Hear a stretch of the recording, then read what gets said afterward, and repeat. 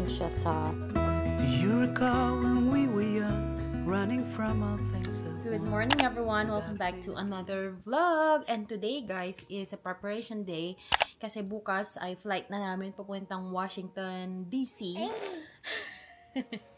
We're gonna go there kasi mag-attend kami ng wedding ng cousin ko. Konting ano na lang din, gala for the content. Gala for the content. Sinabing for the content para lang.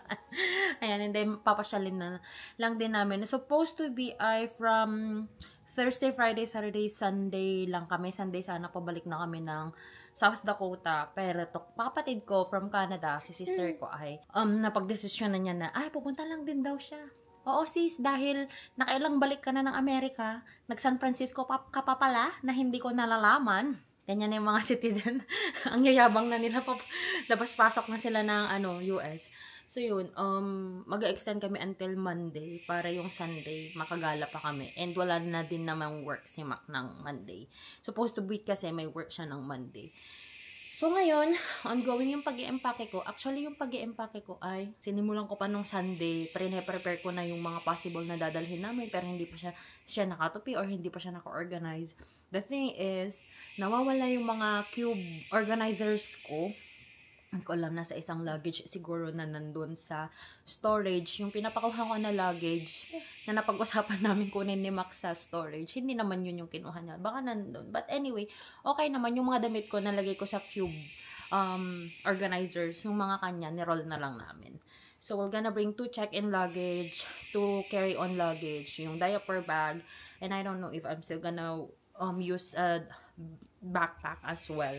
Pero sure na ako yung magdadala nung sling bag ko para sa mga documents namin, mga passport namin. Passport kasi yung ginagamit ko na ngayon, guys, kasi nga yung driver's license ko dito sa South Dakota, hindi siya same sa married name ko na nasa passport ko.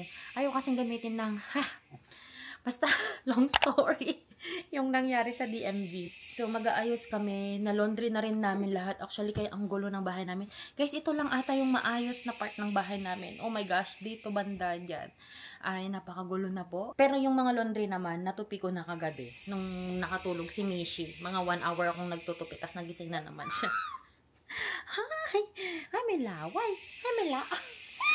So, ngayon, yung mga itutupi ko pa ngayon is yung mga blankets namin. Tapos, ilalagyan na namin ng sheet yung king size bed namin. Kasi dito kami sa salas natutulog. Tingnan nyo, may mattress na kami dito. Kasi nga, para kahit magising ako ng maaga, si Mishi, ay makakapagluto ako na hindi ako na-worry na baka mahulog siya. Kasi, nonsense na guys, na bumili kami ng mga harang sa bed kasi inaakyat na niya lahat. So, it's more dangerous to use that na for her kasi sobrang galing na niya umakyat. Pati yung sa crib niya, wala na rin. So, yan, mag-aayos kami para pagdating namin on Monday night ay malinis yung bahay. Tapos, we don't need to worry about mag-laundry ng mga uniforms, mga ganyan, kasi may appointment pa ako on Tuesday. May Cairo appointment na naman ako. If you are wondering bakit parang naka-makeup ata ang madam, nasa bahay lang. Nag-try lang ako ng mga makeup na nabili ko sa Sephora. Kasi nga mag-attend kami ng wedding. Kasi ang tagal ko nang hindi bumibili ng mga makeup, ganyan. Kasi nga hindi naman na ako masyadong nagme-makeup kasi. Kasi mas na ako sa, wala lang. Parang, mas lang ako, moisturizer, okay na ako, ganun. Ngayon nga, di ba, ang dami kong pimples na naging dark spots na siya. So, ongoing pa po yung treatment ko.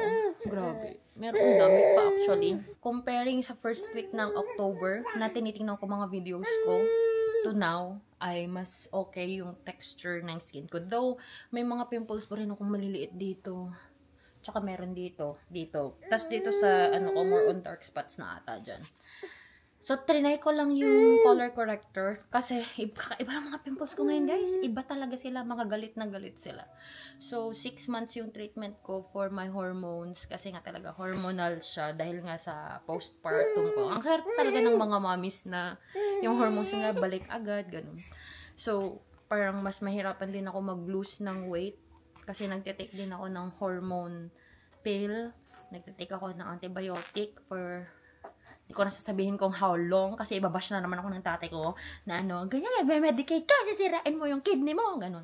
So, meron akong 2 oral medication, tapos may isang yung hormone pills ko, tapos meron akong tretinoin. Grabe pala yung tretinoin, guys. Totoo pala yung ugly, ano yan, tretinoin ugly. Sabi nila, grabe yung purging ko as in.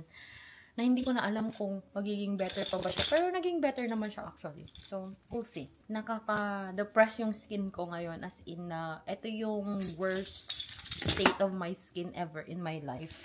So, ganun talaga. Nung buntis ako, okay na okay, diba? Tapos ang kapalit pala ganito. Anyway, it's getting better naman. So, at least. Samahan nyo na ako mag-empake. Dami ko nang sinabi. Sayang. Come here! You wanna join the vlog? You wanna join the vlog? Come here. No, you're not my, cameraman. Come here, anak ko. Okay guys, ang hirap mag-empake, ang hirap mag-vlog. Okay na. Hopefully marinig nyo ako at makita nyo ako. Hindi ko na alam kung ang late kasi ng screen. Hello guys, so hopefully naririnig nyo na to. Bawal kami mag-ingay. Kasi ang late na natulog ni Mac kanina. So, tas maaga siya gigising mamaya para tumulong pa. Mag-ayos dito sa bahay and baka may mga ipabili ako sa kanya sa Walmart. But anyway, may dalawa kaming check-in luggage. This is going to be mine and Mac's check-in. So, nandito naman gamit namin. This is going to be Mishy's. So, andito yung damit niya. Probably nakita nyo na yung mga previous vlogs namin na nilalagay ko siya dun sa lagayan ng shoes na ganito. And right now, ang pinagbago lang is meron akong mga Ziploc na mga damit na ganito. So, nag-reserve kasi ako ng at least 3 outfits or 3 set of clothes kasi nga manaki ito. Ano sa Tagalog ang manaki? Ano kasi siya? Mapupi siya. Tapos, nag-blow out siya lagi. So, dapat talaga, madami kami extra damit everyday pag lalabas kami. So, meron kaming, nag-set ako ng 3 sets of clothes for her everyday. So, meron na nakalagay dito, parang ito, pre-wedding outfit. So, yung biyahe namin papuntang wedding, ito yung damit niya kasi ayokong gamitin niya yung damit niya sa wedding kasi baka mapupuan niya, wala na siyang damit na maayos. At actually, yung pang wedding, nagdala ako ng 3 formal na wedding dress niya just in case mapupuan niya talaga lahat. Pero yung pinaka first kasi na outfit niya, yun yung talagang binili namin for the wedding. Yung dalawa is yung mga previous na mga old na mga damit niya na nakita nyo na yun, mga yun. But anyway, inisip ko, bakit ba? Anong pakialam ng mga tao pag inulit ng anak ko yung outfit niya? Sabi ko, picturean ko na to. Tapos inisip ko, bakit ako nag-worry ng ganun? Mas kailangan ko yung comfortable yung anak ko. And ayoko nang bumili ng madaming damit para sa kanya. Kasi grabe guys yung damit niya. Almost $50 yung dress niya. Ganun. So, ziniplock ko na siya para kahit si Mac or yung sister ko ang mag-prepare sa diaper bag ay alam na nila kasi may mga label na kung ano yung mga dadalhin namin na mga damit niya. Hindi na kami magmi-mix and match doon para mabilis ang galawan. And then, this is Mac's carry-on. Actually, yung mga pantulog niya nandito na. Kasi yung mga dala niya dito, sis, puro mga bulky items, puro mga hoodie, sweater, ganun. So, ubos na yung space namin dito. Tapos, alam nyo ba yung asawa ko, nagpapadala pa ng rice cooker kasi daw, naglilihi ata. Nagpapadala kami ng kilawin na kambing, adobong kambing, tsaka kalderetang kambing from Canada. So, sabi niya magdala daw kami ng rice cooker tsaka rice kasi daw gusto daw niyang kumain ng kambing. Actually, meron kaming whiteboard sa fridge. Tapos sabi ko sa kanya, pwede bang isulat mo na lahat ng mga potahe na gusto mong lutuin ko para alam ko yung i-schedule ko, para alam ko yung sunod-sunod according to masisira na food, alam mo yun. Tapos nilagay niya doon goat. Saan kami tayo kukuha ng goat? Sis, wala tayong goat. Shh! Mishy! So, ayun, naisip ko, napupunta lang din yung sister ko sa Washington kasama namin. So, magpapapadala na ako ng goat. Kasi naglilihi po siya. And then, yung isa na carry-on luggage ko, yung green, that's my carry-on luggage. Pero ang ilalagay ko dyan is purely Mishy's stuff like gatas, isang lata na gatas, tapos, actually, may maliit pa siyang lata ng gatas dito. Takot na takot akong magutuman yung anak ko. Kasi yung isang latang gatas, guys, kulang na sa 1 day niya. Eh, kung yung isa, 4 days ata kami doon. O 4 or 5 days in total yata kami, including the flights. Baka kasi maubos niya. Problema pa namin, so nagdala pa ako ng maliit na lata. Back to what I was saying, ito yung dadalhin ko. Ilalagay ko dyan lahat ng medications niya, yung mga eczema meds niya na kailangan namin sa airplane, magpang-moisturize niya, na kahit over the limit siya. Tapos water, na over the limit siya ng 100 ounce. Tapos mga wipes, diapers, ganun. Lahat dyan para kapag kailangan na ng TSA na i-swab lahat. Dito kasi sa Sioux Falls, swinab nila pati yung mga wipes. So, minsanan lang. Pero nung nasa New York kami, going back to Sioux Falls, hindi sila nag-swab. Yung tubig lang yung chinek nila kung hindi siya alcohol. So, yun lang. Yun yung mga ganap namin today. So, if-finalize ko na to. Actually, hindi ko pa ma-finalize kasi sabi ni Mac, may idadagdag pa daw siya mga pantalon niya. Sis, ang dami na nga niyang pantalon. Tapos yung video okay namin, dadalhin ko kasi hihiramin daw nila sa Canada at yung rice cooker. So, iniisip ko, saan kaya namin ilalagay yung rice cooker? Mukhang yung mga diaper ni Mishi ay malalagay na talaga lahat dito. Pati yung mga gatas niya. Para yung part na yan, itong kalahati nito ay magiging ano na niya. Sa rice cooker tsaka sa rice cooker, bigas tsaka video okay. Ngayon pala guys, yung pangligo ni Mishi, ito yung nadala namin kasi wala palang bathtub doon. Nasabi lang sa akin ni Mac nung isang araw and it's too late na to order in Amazon. Walang mabili sa Walmart. Yung inflatable na parang pool for baby. Di ba nga nakababad to sa pagligo niya? Nakababad kasi siya sa Clorox kasi yun yung ano na sa Clorox. Totoo, naka-bleach bath siya. Yun yung ano ng derma niya. So, ang nangyari, sabi ko, dalhin ko na lang yung foldable basin namin. Hindi pa naman namin to nagamit. So, ito siya. Tapos, prinaktis ko to. Yan. Ganito siya. Kasya si Mishi dito. Inside.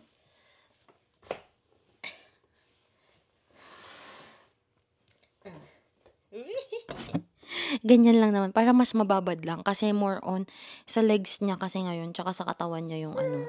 Yung, ganun. Para pabalik-balik lang yung may Clorox dito. Ganyan. Na ipapaligo ko sa kanya. Kasi nga yung pinagta-travel namin, hindi siya pang babad. You know what I mean? Kailangan talaga may bathtub. Shower lang daw yung meron sa hotel. Yan, ang dami kong i-prepare. Grabe. Ibang-iba na yung preparation ko as a nanay. Ay, nakaka-stress. Tapos may makulit pa na bata. Nakailang lipat na ako nitong mga diaper na to. So, lipat ko na to dito para yung mga video kay rice cooker tsaka rice yung ilagay namin dyan. Rice is life. Ito pala yung pinangtitimbang namin from Walmart lang to. And, lipat ko na to. Uy, Mishi, yung gatas mo anak, makalimutan natin. Sige ka. Sige, wala kang milk. Ikaw na ikakarga ko at pasaway ka naman. Tapos, wipes. Ilang wipes tong dadalhin ko? 2. Tapos pangatlo yung nandun sa diaper bag. Tapos dapat ganito pala. And then yung kanyang milk. So ito yung milk niya guys, no, Tramigen.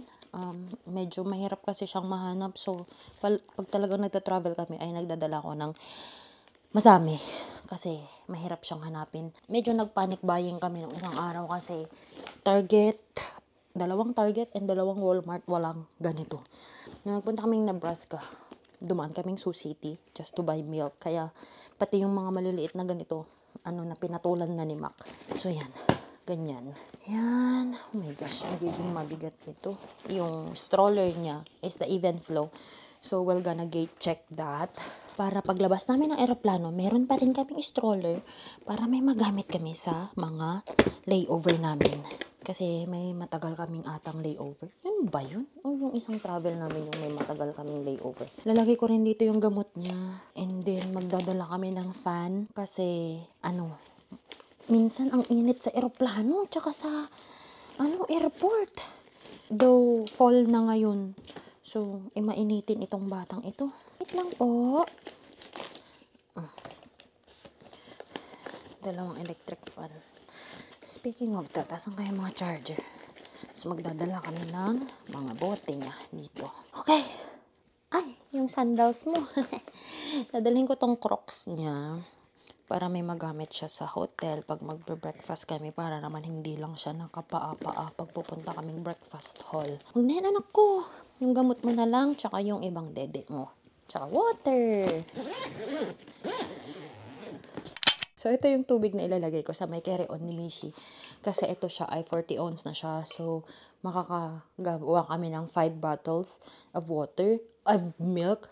I mean, kasi 6 ounce siya every feeding. Tapos, ang gagawin ko pa ay, yung ibang bote ni Mishi, lagyan ko na ng water kasi last time, hindi ko nilagyan ng yung hindi ko nilagyan ng water yung individual bote niya na nasa diaper bag, which is very hassle kapag nagmamadali na kami, tapos magtatakal-takal ka pa na maggaganon ka pa. So, lalagyan ko ng water, bahala na yung TSA officer. Kasi yung mistake din namin, hindi kami nakapag-apply ng TSA pre-check noon. Actually, binalak na namin yun, kaso nawala sa isip ko na mag-apply. So, ayun, wala kaming TSA pre-check, sis. Lalagyan ko lahat ng bote niya na dadalhin namin na nasa diaper bag para bahala na yung TSA officer na i-check niya rin lahat ng bote niya na may tubig. So, yun. I-represent ko na lang sa kanila na may tubig lahat yun sa TSA. Medyo hassle talaga siya mag-travel kapag sa bata. Pero, yun talaga si Mishi, gusto din naman kasi namin siyang masanay na nagta-travel hanggat kaya pa naman naming mag-travel. Lalo na ngayon, free pa yung niya. Para yung siya parang gusto namin kasi sa kanya is, especially out of the country travel, para makita niya yung iba't ibang culture, iba't ibang places, na hindi lang itong bahay namin or itong town na to ang world. There's a big world outside this place. So yun. Dami ko nang sinabi, tubig lang ang usapan natin. May isa pa pala akong sasabihin, guys. So, dito sa carry-on ko ay nagdala ako ng isang reusable na bag. Medyo malaki siya na feeling ko magkakasya yung laman nito dito. Kasi last time, when we were flying from New York, ay hawak ni mama ko ito. Tapos nagpahuli kasi kaming mag-board. Kasi nga, ayoko na magmamaktol si Mishi sa plane. Guys, alam nyo, nasa pila pa lang kami. Yung gate agent nila ay nagprint na siya ng tag para i-check-in namin itong luggage ko kasi wala na daw space. Ito na nga lang yung carry-on namin. Nandito lahat ng pagkain ni Mishi nun. As in talaga, nainis talaga ako nun. Tapos sabi ko, oh, my baby's food are in there. Ganito, ganyan. Tapos, ma'am, you boarded last. Tapos, feeling ko, parang pinapanindigan na lang niya kasi nga, na-print na niya. Tapos, akala niya siguro si mama ko yung may-ari ng luggage. Tapos, sabi niya ganun, may mga backpack naman kayo, ilagay nyo na lang yan. Sabi niya ganun, buti na lang talaga nun, may mga binili sila mama ko sa airport ata ng mga pagkain. Tapos, may ganito siya. Buti nagkasya dun. Tapos, sa mga bag namin, parang kaming ewan na nagtatanggal ng gamit. Napaka-nonsense. Alam mo ba, chinek-in namin tong luggage na to empty. Tapos, dinala namin lang din sa loob ng aeroplano yung mga gamit nito, yung mga in-can na gatas, ganyan, mga dede. Tapos, pagpunta namin doon, may space pa sa cabin. So, nainis talaga ako. Para kung, alam mo yun, na-frustrate ako na naiiyak ako, na bad trip talaga ako nun. Tapos, sabi ko doon sa FA na lalaki na sinundan kami hanggang sa loob is, sabi ko, see, look at that, there's still space. Sabi ko talagang ganun. Okay lang naman sana na maiwan lahat na gamit. Kung hindi yung pagkain ng bata yung nandun. So, kung gamit lang namin, why not? Thank you kung i-check-in nyo ng libre. Pero gamit ng bata yan eh. Pagkain ng bata, hindi man lang consider, may space pa. So, lesson learned, hindi na kami magpapalit na magpapaboard. Kapag boarding time na namin, mag-board na kami agad-agad. Pumila na kami agad-agad. Ito din pala, meron din palang ganito si Mishi. Yung parang headset niya. Ginamit niya to nung nagpunta kaming New York, tsaka nung nag-helicopter ride siya sa Mount Rushmore. Kasi nga, di ba loud yung aeroplano? Kinuha mo yung mic. So, meron siyang ganyan. Nabili ko lang yan sa Temu ata, pero meron sa Amazon. Tapos malambot naman, comfortable naman. So, okay naman siya. Ang problema nga lang, hindi na niya kami naririnig ata masyado pag nakaganyan siya. So, kapag sinusoothe namin siya, kapag medyo umiiyak na, ay hindi niya naririnig yung reassurance namin na it's okay, we're just flying, ganyan. Yun lang yung downside nito. Ay, naku, malapit na ako matapos. So, ayan guys, ay magcha-charge ako nito mga electric fan para may silbi naman na dadalhin namin. And then, charge ako ng camera, mag-transfer ng mga files sa laptop. Actually, itong camera ko ay medyo nalipat ko na yung ibang files para clear lahat, para ang dami tayong space for vlogging, gano'n. Gusto namin na ngayon na nado-document. Kahit walang nanonood, gusto lang namin na nado-document. Nasasayahan kami na, ala, ang liit pa niya. Pag pinapanood namin nung vlog namin sa Chicago, ala, ang liit pa niya noon. As in. Tapos ngayon, medyo malaki na siya. So, nakikita namin yung pag-evolve na siya. So, yeah. Continue muna ako dito, guys. Wish that I could stay in this moment forever, so I can hold you in my carry you on my shoulders as long as I'm able. Scare the monsters under your bed.